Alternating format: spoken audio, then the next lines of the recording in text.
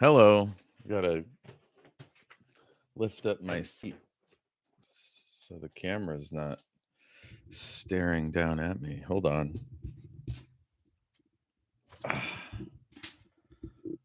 that? Is that loud and annoying for you? All right. My name is Jeff. I do a podcast. Actually, three. Just three. Whoops, I gotta turn off a thing here.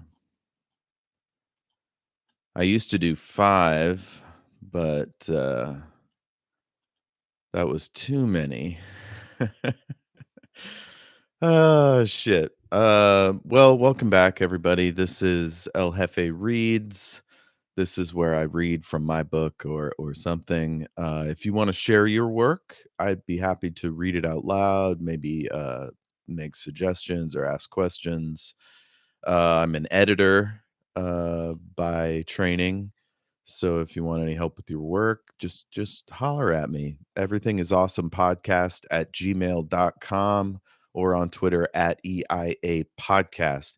Now, if you have not read or listened to the previous book in this series, you will probably miss a few things. I'll just get you caught up. Our heroes have come to the Null Gate. They've managed to open it up, so the pathway to the in-between world is now available.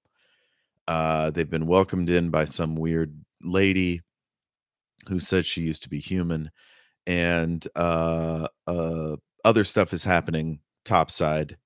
Um, Joran's there, Mother Barrelon, some other folks, Numerius, Captain Sandemon there's going to be a funeral, so that's the context. I've shuffled this book around before. The chapters were all mixed in, topside and downside. Now I've started with the most fantastical part, which is going into the in-between world, and then at some point we're going to flip back to topside, to regular life in Calestria City. And so I think that'll make much more of an impact or whatever. Anyway, you don't need to know all that. I'm gonna get right into it. Here we go. Ugh. The Serpent's Kiss. Prologue. Maki Samuda was led into the chamber by a stooped attendant in a loose-fitting black robe. As the screen parted, she marveled. The large chamber had the same simple beauty as her safe house training room. Lacquered wooden pillars, orchids, calligraphy on canvas. A calm spirit lived here. One would have to be calm if they were the general manager of an army of thieves and bloodthirsty killers. She saw the woman kneeling before a potted fern, pouring water from a small gray watering can. The woman wore white, slender, with a long, pale neck like a swan. Her hair, thick and straight, was bundled under a wide-brimmed hat. Excuse me. Her hair, thick and straight, was bundled under a wide-brimmed hat, also white. White gloves, white slippers. The woman definitely had a thing for the color, or lack of color, or all of them. Whatever. Maki hadn't done too well in school. Science wasn't her strong suit. The woman in white picked out a trimmer from an inside pocket and reached in to clip a bit of foliage. Maki stood at attention. The woman stood, slowly, turning to reveal a shockingly pink bloom at the end of a gnarled stem. Long, frizzy strands of white hair poked down from under her hat. Maki could see a short strand or two poking from her chin as well. The woman was old and not particularly attractive. Like most of the killers Maki had known in her life, her expression was flat, practically inhuman. Maki could tell she had the training. Her body moved like a slow serpent. No telling what weapons she might have stashed inside her tunic or hidden around the chamber. The woman dipped her head. Ms. Samuda, it's good to make your acquaintance. Maki nodded. Ma'am, I can't say I've made your acquaintance. Ms. The woman laughed. Let me read that again. Ma'am, I can't say I've made your acquaintance. Ms. The woman laughed. She handed the clipped flower and the trimmers to a short-haired Zentrite servant, who shuffled backwards silently through a side door. The woman rolled up her sleeves to reveal a sea of interesting tattoos, some which glowed with an interior light. Cybernetics, not to be fucked with. Maki nodded again. The woman's voice was cold, soft, almost papery. You failed in your mission, Gray Lady. Maki stared at her. How quickly could she decapitate this witch? 3 moves? 4? The woman smiled again. She snapped 2 fingers. Then things got weird. The woman's white clothes seemed to fade to black, thick, inky blackness pouring from her hemline and swirling across the distance between them. Sunlight faded. Maki prepared for the impact. All around her came hammer blows, black sticks cracking against her bones. When she tried to grab them, they cracked her fingers, blocked her elbows, hit her hard in the ribs. She swung wide, contorting her body. Each bend brought more blows. The only glimpse she could catch of her attackers was of 3 feminine faces, eyes shut tight, black robes and black canes swirling and striking. Maki wasn't dying, but she was held in check. The old woman walked forward, her hands circling in lazy figure eights. If Maki didn't know better, she'd think the woman was conducting the attack like a symphony. Magic?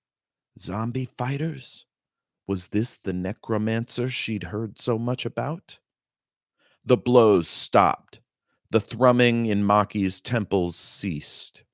The blackness had settled across every surface and obscured the pale sun. Time stopped. Then, with a flourish, a kind of red carpet flew across every surface, painting it 1,000 different shades of deep, dark red. Maki's clothes, her hands, the pillars, the carpet, even the old woman were covered. Behind her, a column of red flowed over the high dais and spilled out like water across every inch of the chamber, as if a great dam had burst, releasing an entire lake's worth of thick, arterial blood. Sorry, I'm a little burpy today. It's all rumbling. Or maybe I'm hungry. That must be it. All I had today was a donut. All right. Where are we?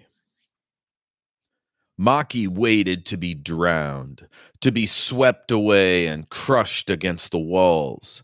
But the deadly wave did not come. This was a magical effect, a well-crafted illusion. She closed her eyes and wished it all away, but when she opened them again, the madness was still happening.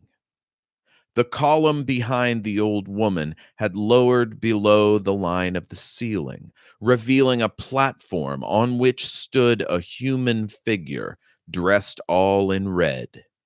As she descended, Maki realized she was completely red: hair, face, hands, everything. A Yafrit in full disguise? A goddess? Or simply another illusion? A gong sounded, seeming to ring both in the distance and right next to her ears. Magic. Ugh. The woman smiled wide to reveal gleaming white teeth and sparkling bright green eyes. She towered over Maki and the white clad woman. She appeared at once both ancient and youthful, her body curvaceous and long, skin supple and dappled with tiny crimson freckles, lips full and pouty, thick, kinky hair wrapped into a large braid swirling over one shoulder and down to the middle of her chest. Her breasts were mostly covered, but her upper thigh was exposed, exquisitely built, heavily muscled and defined.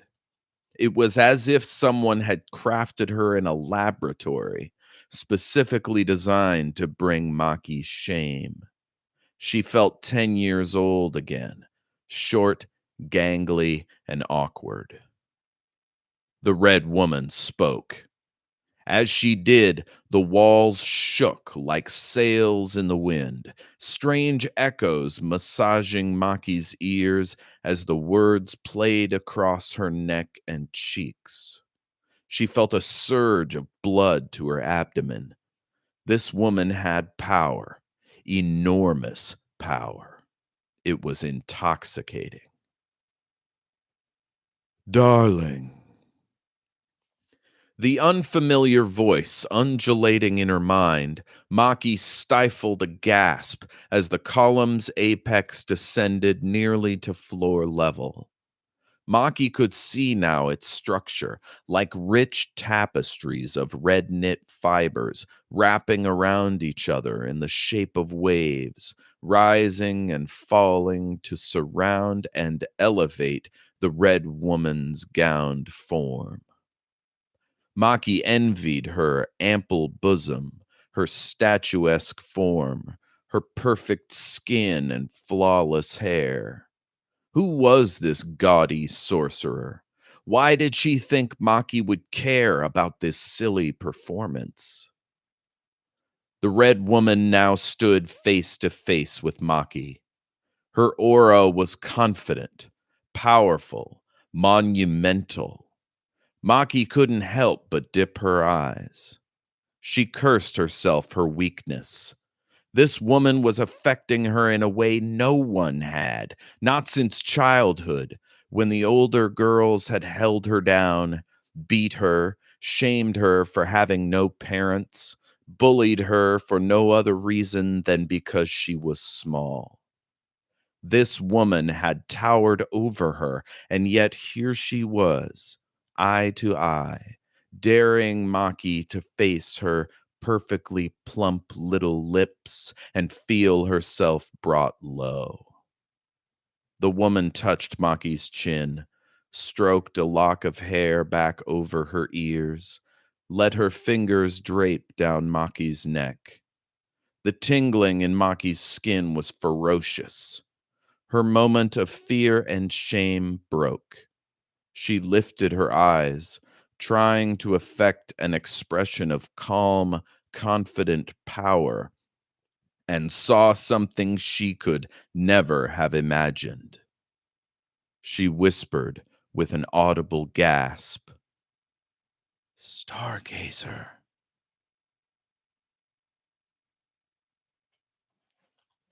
Yeah. So, for those who are new, who didn't read book one, Stargazer is the last name of our hero, Aeon, a stargazer. She also has a brother named Reynold and a mother named Marissa. So this could be any one of those three. Probably mom. Although this woman appears young, so but there's a lot of illusions going on. Anyway, y'all know what's up. I'm gonna smoke some weed. See if anybody's in the chat here. Ba-doop-a-doop-boop, bop-ba-doop-boo. Ba-ba-doop-bop-bop-bop-boo. Bum. Hello, that's me. All right.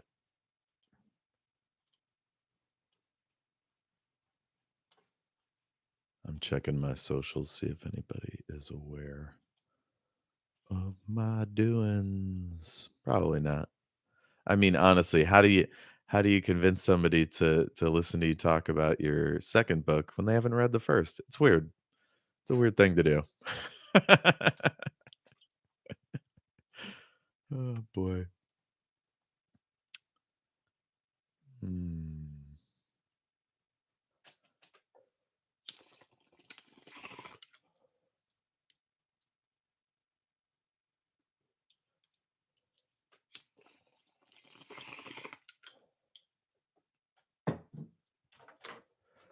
All right, let's move on. Chapter 1. Aeana. The area just beyond the Null Gate was strange. Obviously, it would have been stranger if it had been just like the place they'd left. The top of the cavern was much higher here, impossible to make out, shrouded as it was by a drifting mass of purplish mist. The woman who'd come to welcome them was tall for a Lunari, her skin a rich and creamy pink with rosy cheeks. Her clothes were almost see-through. Apparently, modesty wasn't very important in this world. Aeana could hear a few of the soldiers sniggering behind her. She flashed them a look. They quieted. She shared a tight-lipped glance with Reynold. The woman, Felista Giran, is that what I called her in the previous book? The pink woman, Felista Giran, as she had called herself, spoke as the party filed in. Dear ones, I welcome you to the home of the Middle People. I am pleased to show you the secrets of travel within this place. She floated down to face one of the soldiers. I trust the journey met you well. He nodded, then looked to his captain for guidance. Captain Stargazer said nothing. Aeana cleared her throat. My lady, we must know. What are the dangers here? She tugged at her rosary as if it could prevent her from meeting them. The woman drifted over. Lady Stargazer, there is little to fear in our world. Most of our problems only affect our own citizens. We've been largely unaffected by troubles in your realm. Aeana stood straighter, clutching her rosary. Then the power of the gods does not hold sway here? The woman shook her head. Not that I know of. We are mostly ignored. It has been this way as long as I can remember. She swept her arm to the fog, and something made it change. It transformed into a crystalline bridge 40 feet wide, and goddess knew who. It transformed into a crystalline bridge 40 feet wide, and goddess knew how long. An entire legion could march along its white slate surface. High railings were dotted here and there with lovely white and blue birds the size of small children. How magical this world was. Above, the sky was indistinct. Below, the shape of the ravine was strangely absent. Only a few enormous gray and purple crystals crested the strange, hazy layer of fog.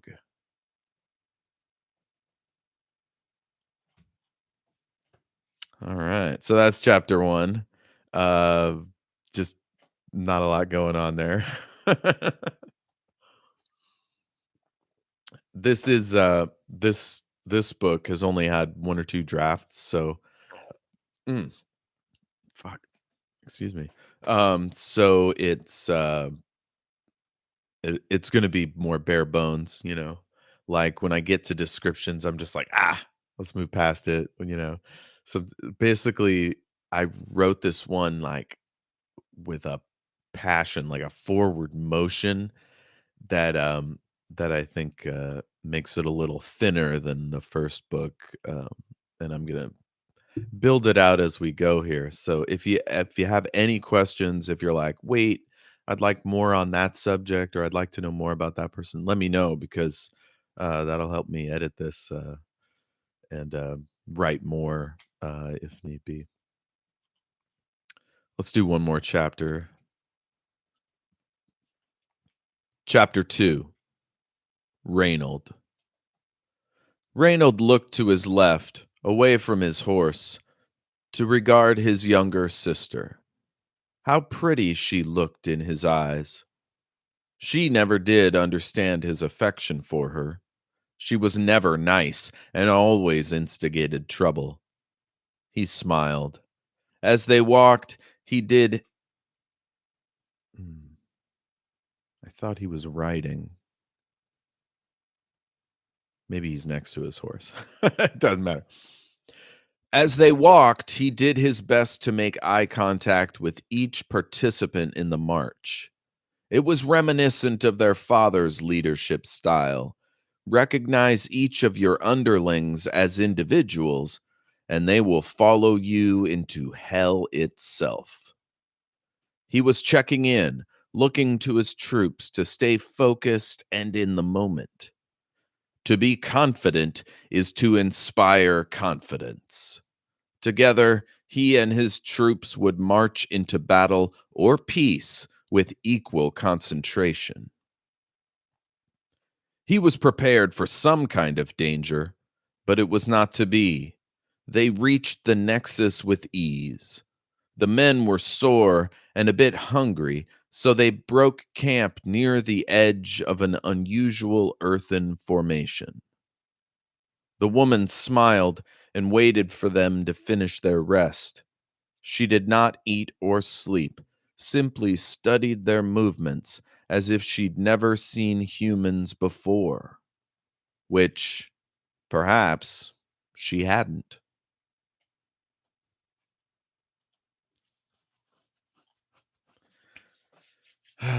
Again, a little thin. How long were they walking? Like, how far did they go? What does the trail look like? Are there more of those bridges? What's unusual about this earthen formation? Who knows? Fuck y'all. Write your own book. Oh shit. So that's the first 3 chapters basically of this book, The Serpent's Kiss. Um if you're enjoying it, let me know. Yeah, guess that's it. Peace.